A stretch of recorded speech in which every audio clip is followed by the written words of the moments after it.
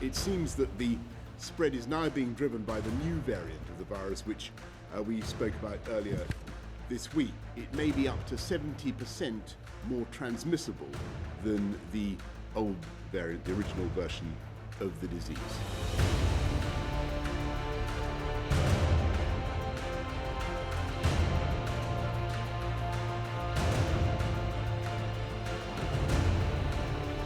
We will be going in for a temporary suspension. I choose my words carefully. Temporary suspension of flights to and from the United Kingdom starting 23:59 minutes, 23:59 tomorrow.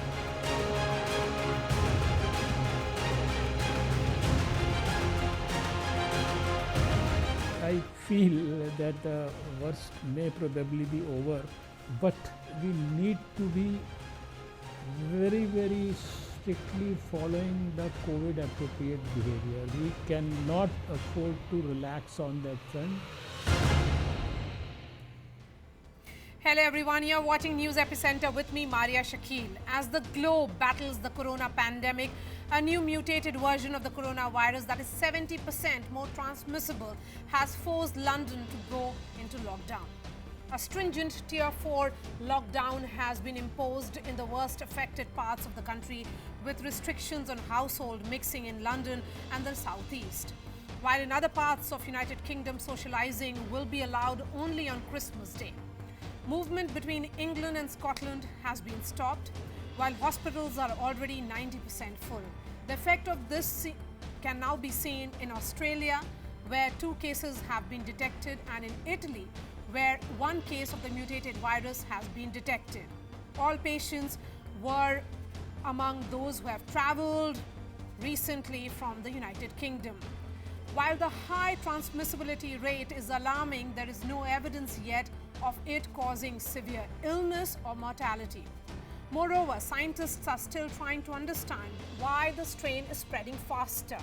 Other nations are also on high alert. Netherlands and Belgium have banned travel to and from Britain, while Germany, Italy, Austria are enforcing travel curbs.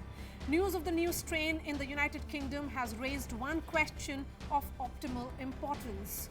Will the new mutation be resistant to the vaccines that are currently being rolled out? Experts are fairly confident that the vaccines are well equipped to stand the test. It has been widely suggested that the vaccines being developed and those currently in circulation have been tested on various mutations. In the wake of this new COVID strain, the Health Ministry held a meeting to revamp India's COVID strategy, while the government has decided to put a temporary ban on all UK flights till the 31st of December. Earlier today, I spoke to Civil Aviation Minister Hardeep Puri on India's strategy going forward. Big newsmaker, Civil Aviation Minister Hardeep Singh Puri is joining me live.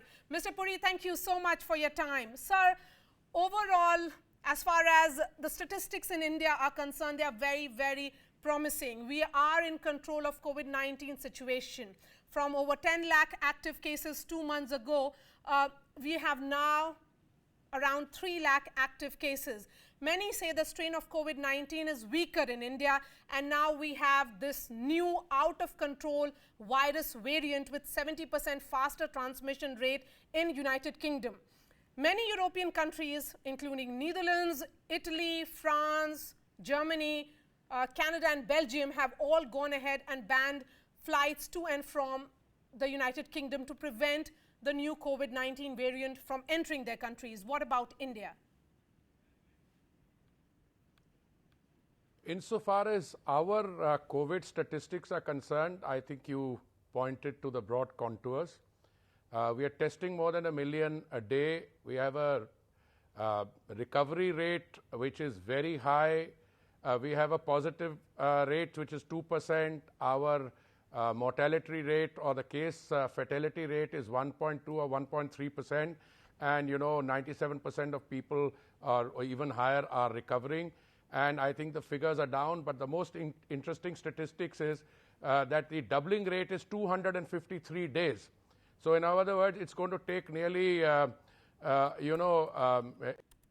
as long as we can keep these statistics in perspective and continue with the SOPs we have in place, I think we should be looking at all our civil aviation statistics, drawing strength from this. You mentioned the problems in the United Kingdom. You used the word a variant of the strain, and flights having been stopped from the United Kingdom to Belgium, Germany, and other places. I can now confirm to you that the discussions that we've been having since last night, we are making the announcement even as we speak. We will be going in for a temporary suspension. I choose my words carefully. Temporary suspension of flights to and from the United Kingdom starting 23:59 tomorrow, which is Tuesday, the 22nd of December. But with immediate effect, we have issued orders that in the interim, all the passengers coming in from the United Kingdom will be subjected to 100% RT-PCR tests on arrival. Now, those who were carrying RT-PCR certificates which were in pursuance of the earlier practice, tests undertaken 72 hours earlier and uploaded, that will no longer be valid. This announcement would have gone out or is going out any minute, because if there is this new strain of the virus due to a mutation, then, and it could have been caught in the last 10 hours or 12 hours. Also, those who are found positive and they test positive on arrival from tomorrow on this RT-PCR test, which is mandatory on arrival, they will have to undergo 7 days compulsory quarantine. Those who are not will also have to be monitored in terms of whether they develop symptoms, etc. Very elaborate instructions on that will go out. We are hoping that with these safeguards that we have taken, we will be able to meet the challenge which the situation in the UK has produced. Mr. Puri, UK is one of the 23 countries. India has a bilateral air bubble. What is the daily count of flights incoming and outbound and passengers from the UK? Do we have some estimate? And what does this temporary suspension mean, a phrase that you have just used? And will it be subject to situation changing?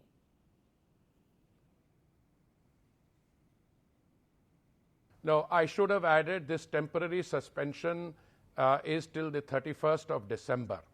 And a temporary suspension, like any other pause or temporary suspension, is always subject to review. We were left with no option but to enforce this temporary suspension. We will review the situation. Insofar as air bubbles are concerned, you're absolutely right. We have air bubbles in place with 23 countries, including the United Kingdom. But these 23 bubbles are the formal ones. Then through some other arrangements, passengers going from India can also travel on to another 70, 80 countries by transit to countries in Africa, to countries in Latin America. We have not had occasion to revise our current policy in respect of any other country other than the United Kingdom, where I said we have had to introduce this temporary suspension till 31st December, but we will review the situation. Number of flights to the UK, as far as I'm aware, if I can recall offhand, Air India has about 22 flights a week from Mumbai, Delhi, Bangalore and other places. And sometimes these flights, some days are to Hyderabad, some days to Bangalore, Amritsar, Birmingham and so on. You know, today the Health Ministry has called a meeting with joint monitoring group members, which includes experts from AIIMS, ICMR. The message that has come from the Health Minister is that this panic is imaginary. If we are going ahead with temporary suspension, that what kind of quantum of economic losses are we expecting after stopping the flights, which you have already, if you would have already faced it till now? Marya, the meetings that you are referring to, I presume, is a meeting that was conducted in the Health Ministry. There were two meetings actually, and these were meetings which involved all the leading medical experts in the country. Their opinion was sought. We have been at it since last night. And all the inputs were weighed, including the civil aviation input, including the other activity. Let me assure you, a temporary suspension of till the 31st of December is something we can easily, bear. But, when it comes to a decision like continuing flights or imposing a temporary ban, we have to be very careful.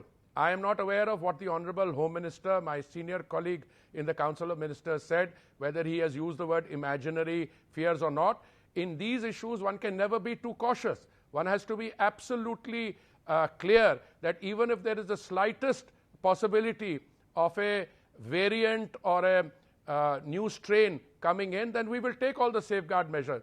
And then in another few days, once we are sure of what is happening, once the situation evolves, then we will be in a better position and to take a considered decision. Even the present decision is very considered. Okay. It is taken with full responsibility, and I think it's a right decision to temporarily suspend till 31st December, starting midnight, just before midnight tomorrow, and in the interim, introducing 100% mandatory compulsory RT-PCR tests for all those coming in.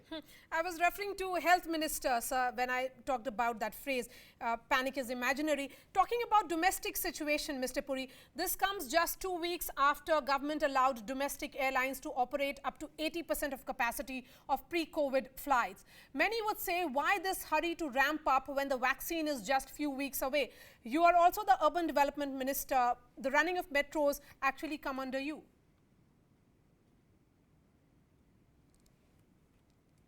Domestic air travel, we always open up slightly higher than the actual performance. We started off on 25th May with 30,000 passengers. On the 8th of December, we registered 252,000 passengers.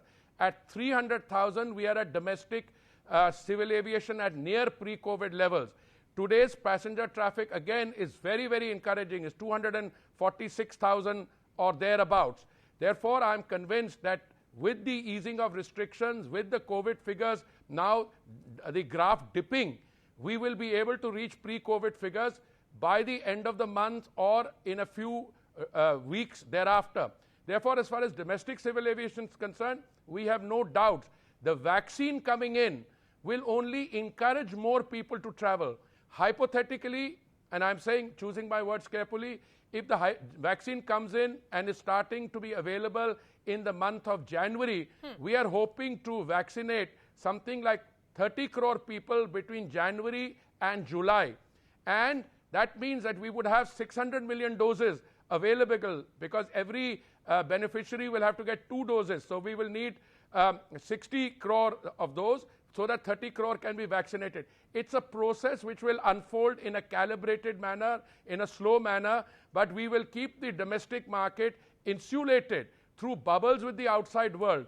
Insofar as opening with the outside world is concerned, it will depend on the behavior of the virus and, if I may add, the entry restrictions in other countries. Now, some countries in the Gulf are not open to any passengers other than their own coming in. So we are in no hurry to open up international civil aviation unless all these safety safeguards will be in town. You know, British Health Secretary Matt Hancock yesterday raised the prospect that London could be under lockdown for months. He warned that it will be very difficult to keep a virulent new strain of the coronavirus under control until vaccinations are rolled out. On the other hand, we have opened it all, including metros, malls, cinema, interstate buses. Don't you feel there is a need for perhaps extra caution until a vaccine comes? Marya, our decision to open domestic civil aviation or open metro is nowhere close to the 65 lakh passengers it used to get in a day. We are at a much lower figure. The decision to open malls or to keep others safe, that strategy is working. Let's not link oranges and apples. If there is a problem in the United Kingdom, what the health secretary says in the United Kingdom, I'm sure he's saying with a sense of responsibility on the situation in the United Kingdom. That is why we have temporarily suspended flights to and from the United Kingdom till the 31st of December. Should there be need to extend that, we'll take the decisions at the appropriate time. But we are not going to hold the opening of our economy to unrealistic or unwarranted thing. Just now, we are confident that the level that we are opening up, as I said, the doubling rate is now 253 days. The mortality rate is 1.2%. If you test 1 million people in a day or more, and you're testing 100 people, only 2 people turn out to be positive. If there is ever a change in that situation, we are alive to the need, and we will be alive to the need to take further safeguard measures. There's no doubt on that.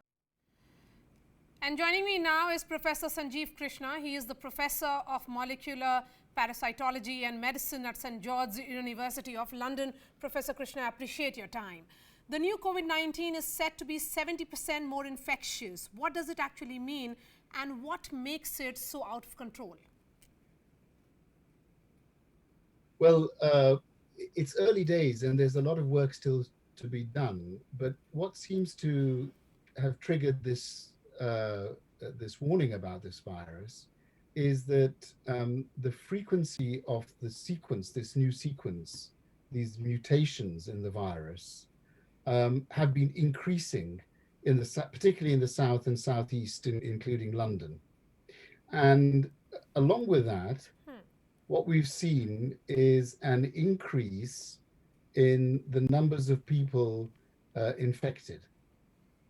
Now, in other areas of the UK, the infection rates are coming down or are stable.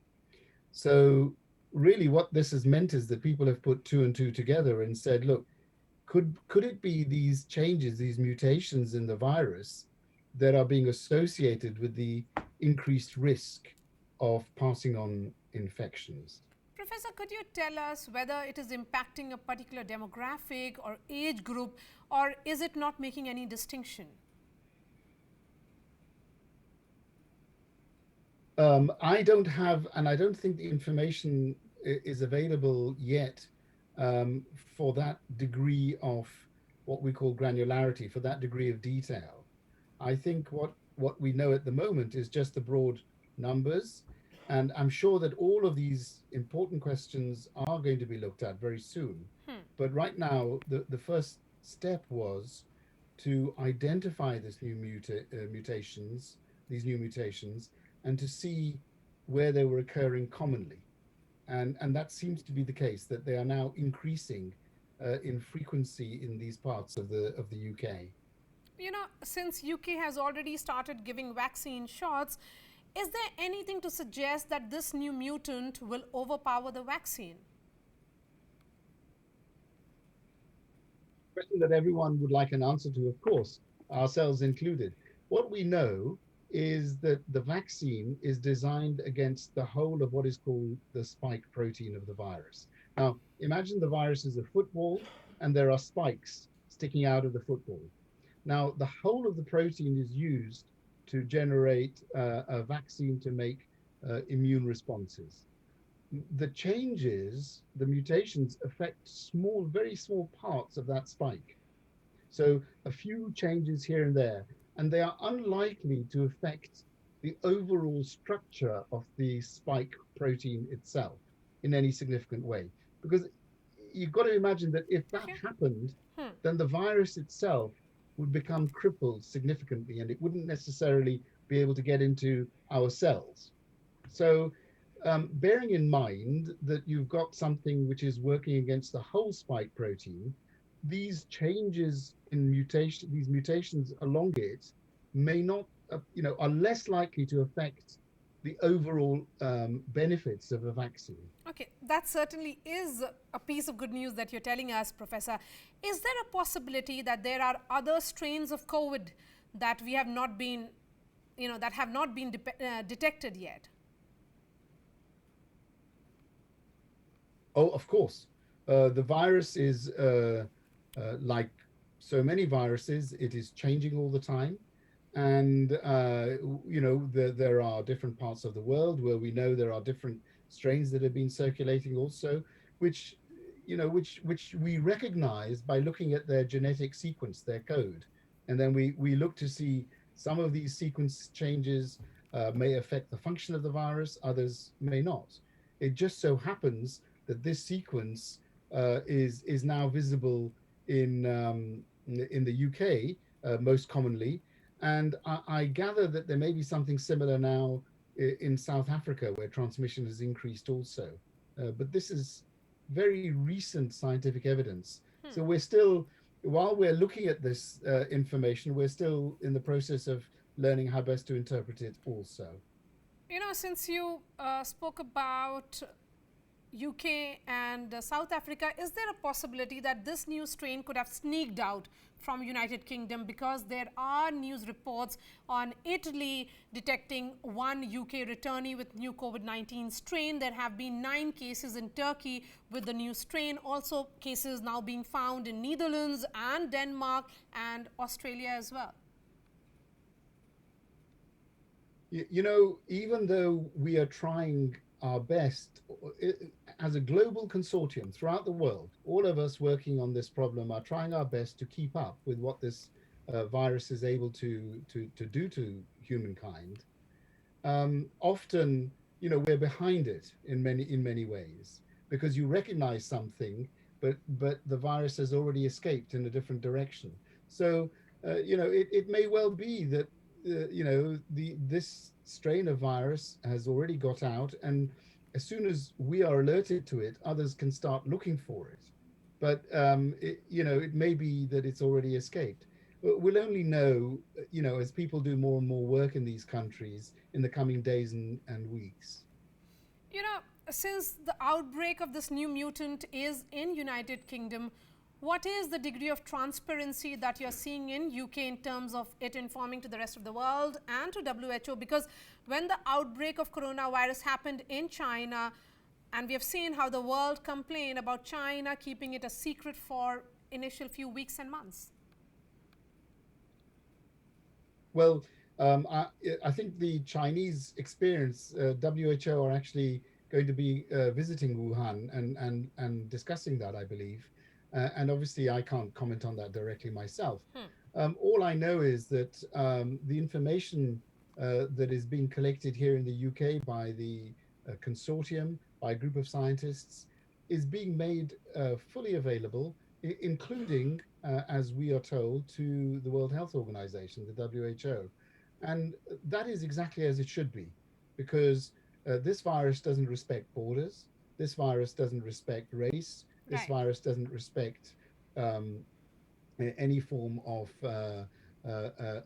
you know, societal separations. So we must, in order to be effective, we must also collaborate extremely intensively to bring all our resources to bear to understand what's going on. Professor Krishna, last question to you. Is this mutation abnormal and fast, or are we seeing a kind of hybrid of the COVID-19 virus? And what about the current testing protocols? Do we need to change it to match the new strain? Will the new strain in fact escape the testing that is happening presently, RT-PCR and other tests? Well, that's an interesting question. There is one mutation, which means that one of the components of one of the tests, the PCR tests that 1 or 2 companies are using, doesn't work in this strain. But let's go back to some basics. When we are testing using the PCR technique, the genetic techniques to detect the virus, which everyone has heard about, there are 2 or 3 components of that technique. So if one doesn't work, you still have results which will detect the virus from 1 or 2 of the others. So there is redundancy in the system. And the other important point I really wanted to make is, whatever is happening with this virus, whatever is happening with the mutations, whatever is happening with the transmission, we mustn't forget our own basics, because these basics apply to the mutant virus as well as they do to any other virus. And the basics are, you know, to prevent infections. In this country, we use hands, face, and space as the way to remember, which is to make sure that your hands are washed, to wear a mask, to make sure that transmission is reduced, and then to maintain social distancing. Nothing about those rules will change whether the virus has changed or not. It's a question of us observing those rules as carefully as we can. All right, Professor Sanjeev Krishna, always a pleasure to speak to you. Thank you so much for joining us. And that's all from me. We are putting out all those interviews on news18.com. Thanks so much for watching, and I'll be seeing you tomorrow.